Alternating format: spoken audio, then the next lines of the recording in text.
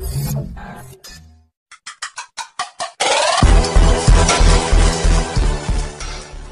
datang di channel YouTube gua.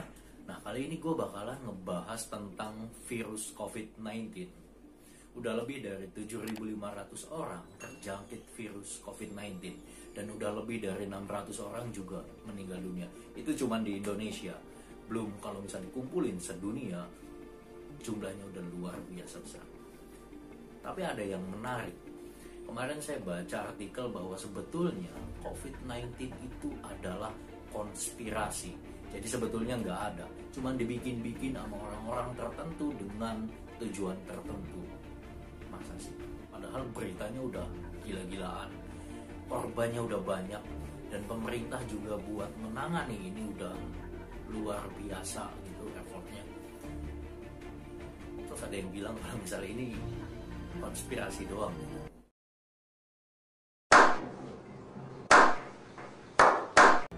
Nanti saya bakalan nempelin video dari seseorang. Beliau adalah bos saya, guru saya juga, mentor saya juga, teman saya juga. Saya memang udah deket banget karena memang kenal dari bulan 2007 sama beliau. Dia adalah Denny Darko. Nah, saya dapat videonya, saya minta videonya dan saya bakalan tempelin di video YouTube gua. Sebetulnya COVID-19 itu beneran ada atau cuma konspirasi? Dan tanpa panjang lebar, ini dia videonya. Akhir-akhir ini kayaknya ada satu arus yang mencoba untuk membuat atau menarik orang-orang untuk percaya bahwa sebenarnya corona ini adalah hoax atau hasil dari konspirasi saja. Dan ini membuat beberapa orang jadi mempertanyakan, ini sebenarnya nggak ada deh. Kayaknya sakit ini tuh nggak beneran ada dan ini cuma digembar-gemborkan oleh beberapa pihak untuk membuat kita semua ini nggak bisa kerja, nggak bisa ngapa-ngapain dan sebagainya. Nah, apakah betul seperti itu? Apakah corona memang hoax atau memang ternyata ini konspirasi? Nah, saya akan coba untuk paparkan melalui beberapa channel yang saya tonton dan sepertinya memang arahnya memang dari situ. Oke, saat video ini dibuat tanggal 20 April 2020. Dan tadi pagi saya baru saja melihat ada sebuah video di US atau di Amerika. Banyak sekali orang-orang yang memang mereka ini protes dan mereka ingin lockdown ini segera dibuka karena mereka nggak bisa kerja, nggak bisa ke barbershop, nggak bisa ngapa-ngapain. Intinya mereka nggak bisa mencari nafkah. Nah, dan dari situ terus kemudian orang nyambung dengan suatu teori yang kemudian muncul. Ternyata corona ini disebabkan oleh sebuah teori konspirasi tertentu sehingga orang-orang dibuat percaya bahwa jangan-jangan ini semua hoax atau nggak ada. Jadi mereka percaya kalau virus ini sebenarnya nggak pernah ada. Ini adalah satu upaya agar manusia ini perekonomian berhenti dan mereka nggak bekerja sehingga lebih gampang mengontrol mereka. Nah, apakah betul seperti itu? Saya sebenarnya ingin mengetengahkan beberapa hal dan kalian akan nilai sendiri sebelum saya buka kartunya. Sepertinya yang saya lihat adalah video yang tadi awal itu, dan video itu kemudian seiring dengan naiknya viewers dari sebuah channel yang dulu namanya ini adalah Bos Darling. Oke, Bravo Oscar, Sierra Darling seperti itu. Dan kemudian karena mungkin di-ban oleh YouTube, dia merubah namanya, atau mungkin sebenarnya namanya nggak pernah itu ya. Nama yang saya lihat tadi adalah FE101, atau mungkin dibilangnya adalah Flat Earth 101. Flat Earth itu bumi datar. Seperti kita ketahui, banyak sekali orang-orang yang percaya kalau bumi ini datar. Dan 101 itu sebenarnya menggambarkan tentang satu apa ya? Untuk kamu mengetahui dari nggak tahu jadi tahu, itu biasanya 101. Jadi kayak ini loh, semua yang perlu kamu ketahui tentang Flat Earth, lihatlah kemari. Dan saya lihat beberapa videonya lumayan menarik argumentasinya, terutama di 4 video yang terakhir yang dia mencoba membahas tentang bagaimana virus corona ini menyebar. Dan dia punya keyakinan, si pembuat video atau pemilik channel ini tadi, bahwa ini semua adalah sebuah teori konspirasi atau dibuat. Nah, kalau kalian nggak punya waktu menonton atau kalian perlu alasan agar kalian bisa menonton, jadi di salah satu video di awal-awal itu dia cerita kalau virus corona yang asli, coronavirus yang asli yang dulu menyebabkan SARS dan MERS itu nggak seperti sekarang. Yang sekarang ini sudah di dalam tanda kutip mutasi. Jadi biasanya aminonya itu nggak 4, sekarang ini 4. Dan karena dimutasi seperti itu, virus ini akan lebih cepat menyebar dan gampang menghinggapi seseorang dan menyebabkan penyakit dengan satu impact yang lebih luar biasa. Nah, bahkan ada satu juga teori yang coba dipaparkan karena ternyata skenario tentang munculnya wabah flu yang memang menyebar di seluruh dunia ini ternyata konon sudah dikeluarkan di Rockefeller Foundation. Oke, dan ini keluarnya nggak tanggung-tanggung tahun 2010, artinya satu dasawarsa yang lalu. 10 tahun silam ini pernah muncul dan pernah juga diterbitkan kalau nggak salah PBB University atau apa. Dan teori tentang wabah dan lockdown ini ternyata kalau mau diunduh itu masih ada di situs www.academia.eu. Oke, ini adalah situs edukasi, dan kalau mau lihat lebih jelasnya coba masuk ke channel tersebut tadi. Dan di situ semuanya dijelaskan dengan rinci bahwa China akan menjadi satu negara yang pertama kali menyebar virus ini tadi, dan akan banyak orang pergi kemana-mana menggunakan masker dan dicek menggunakan temperatur gun. Itu semua seperti skenario memang sudah disiapkan dan itu sudah dimention 10 tahun yang lalu. Dan ini semua membuat orang-orang menjadi semakin curiga karena nanti endingnya, ini belum kejadian ya, yang ditakutkan adalah untuk menghindari ini tadi, orang artinya harus terbebas dari si virus corona itu tadi. Itu artinya untuk membedakan satu orang dan yang lain yang sudah divaksin atau belum, mereka akan ditanami dengan identitas biometrik. Biometrik itu artinya ditanam sesuatu yang terukur tapi dia masuk ke dalam bio atau ke dalam tubuh kita. Nah, ini yang ditakutkan. Karena ditakutkan nanti kayak sistem pembayaran, semua dan sebagainya, itu mungkin akan terlihat akan memudahkan manusia, tetapi artinya kontrol ini akan dipegang oleh pihak yang menanamkan itu tadi. Nah, ada banyak sekali teori konspirasi di sini. Intinya adalah bagaimana menciptakan chaos dan kemudian memberikan kepastian dengan cara itu tadi, pengaturan dengan jumlah yang besar. Nah, bahkan disebut juga nama beberapa orang yang konon ini adalah orang-orang kaya raya yang mengendalikan uang yang ada di dunia, keluarga Rothschild dan keluarga Rockefeller. Kalau mau lihat, mendingan langsung nonton ke sana langsung. Dan saya nggak pengen ngejudge apa-apa tentang teori itu tadi, tapi yang ingin saya lihat adalah bahwa hal tersebut berbeda dengan kalau kita menganggap virus corona atau COVID ini adalah hoax. Tayangan ini tidak pernah menyebutkan kalau virus ini hoax. Jadi virus ini benar-benar ada dan ini membunuh. Oke, virus ini benar-benar ada dan virus ini membunuh. Beberapa orang yang saya kenal sudah meninggal karena virus ini, dan harapan saya ini nggak menyebar lebih jauh lagi, tapi tanpa berlama-lama saya akan langsung lihat dari kartu-kartu yang saya lihat di sini. Oke, kartu yang pertama adalah kartu The Seven of Cups. Kartu Seven of Cups ini adalah kartu tentang deviasi, kartu tentang menutupi sesuatu dan menampakkan sesuatu yang tidak sebenarnya. Jadi orang akan melihat satu penyamaran di sini. Nah, yang dilihat di sini adalah ada beberapa pihak yang seakan-akan ingin membuat kalau virus corona ini nggak berbahaya. Nggak berbahaya bukan artinya nggak ditakuti ya. Ini ingin mengarahkan bahwa ini sebenarnya adalah hoax. Oke? Dan ini mulai mengarah karena orang-orang mungkin sudah terlalu lama di rumah. Selama hampir 2 bulan mereka nggak ketemu sama orang-orang, sehingga kalau lihat sesuatu mereka gampang percaya. Ingat, yang saya sampaikan di sini bukannya orang-orang yang ingin membuat kalian tidak takut kepada virus corona, tapi orang-orang yang ingin menunjukkan bahwa virus corona ini adalah hoax. Itu tidak benar. Virus ini nyata adanya dan dia benar-benar ada di sekitar kita, dan memang kondisinya itu tidak terlihat.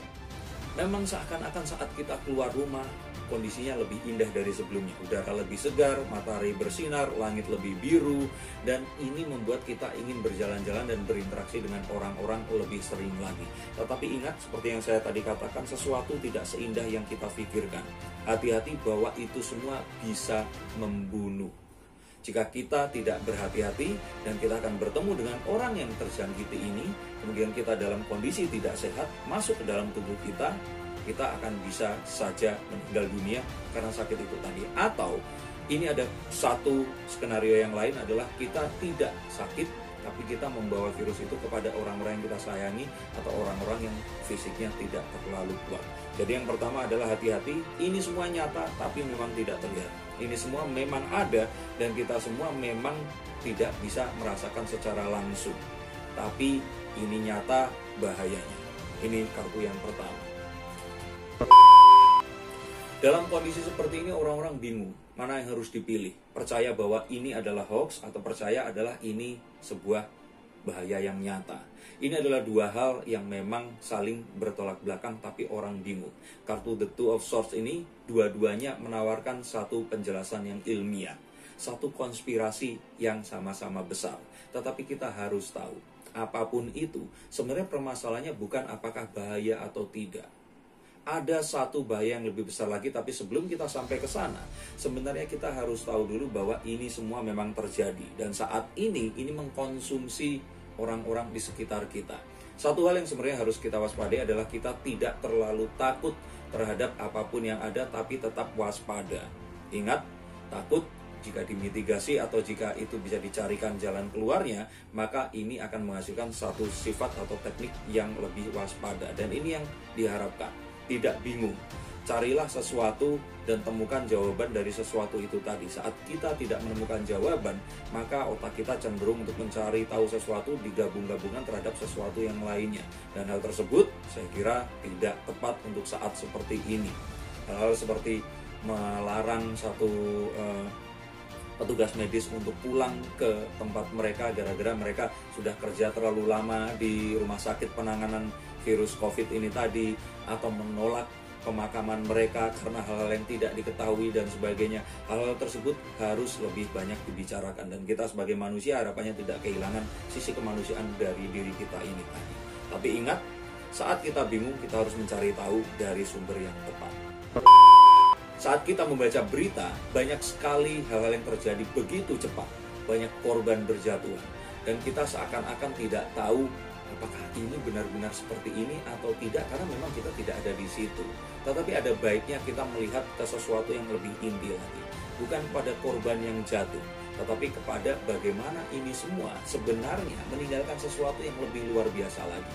Ingat, sesuatu yang lebih bahaya itu adalah ini, dan ini lebih menyeramkan daripada virus COVID itu sendiri. Adalah kondisi kita semua setelah semua ini berlalu. Kalau saja seandainya ini bisa berlalu, adalah bagaimana kenormalan yang selama ini terjadi itu akan berubah. Selama ini kita pergi bekerja, kemudian kita ngantor, berkegiatan, apakah kemudian kegiatan itu masih bisa kita lakukan? Yang ditakutkan adalah setelah ini semua usai, kantor-kantor akan tutup. Pekerjaan kita akan hilang.